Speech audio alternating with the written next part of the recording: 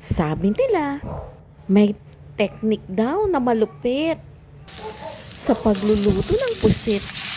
Tara, samahan niyo ako guys. Gigisahin lang natin yung bawang, sibuyas, kamatis, at luya.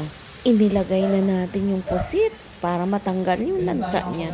Nilagyan na natin yan ng toyo, suka at paminta. Pinalabas lang muna natin yung katas niya.